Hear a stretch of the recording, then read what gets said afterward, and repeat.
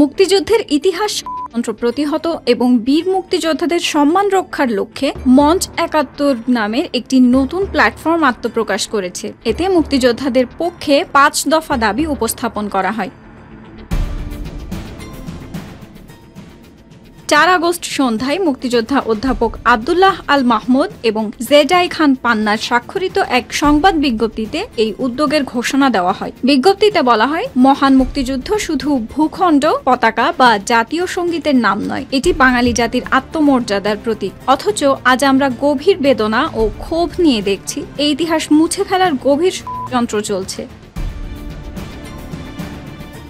তারা অভিযোগ করেন, আগস্ট অভ্যুত্থানের পর ঘোষিত কথিত জুলাই ঘোষণাপত্র ও বিভিন্ন বক্তব্যে মুক্তিযুদ্ধের ইতিহাসকে অবমাননা ও বিকৃত করার অপচেষ্টা চালানো হয়েছে।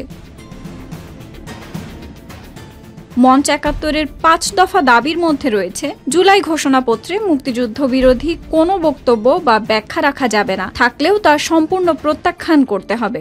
দ্বিতীয় দাবি, মুক্তিযুদ্ধের চেতনা বাদ দিয়ে তথাকথিত নতুন সংবিধান প্রণয়নের চেষ্টা বাঙালি জাতি কখনো মেনে নেবে না। তৃতীয় দাবি, কোনো রাজনৈতিক দলের ব্যর্থতার দায়ে সব মুক্তিযোদ্ধাকে দায়ী করা চলবে না। চতুর্থ দাবি, যারা মুক্তিযুদ্ধ বিরোধী বক্তব্য দিচ্ছে, ইতিহাস বিকৃত করছে বা মুক্তিযোদ্ধাদের হেয় করছে, তাদের বিরুদ্ধে রাষ্ট্রদ্রোহের মামলা ও বিচার করতে হবে। সবশেষে পঞ্চম দাবি, ডক্টর ইউনূসের অন্তর্বর্তী সরকারকে মুক্তিযুদ্ধ বিষয়ে তাদের অবস্থান স্পষ্টভাবে জানাতে হবে। তারা কি ভাবেন, কি করবেন এবং কি করবেন না।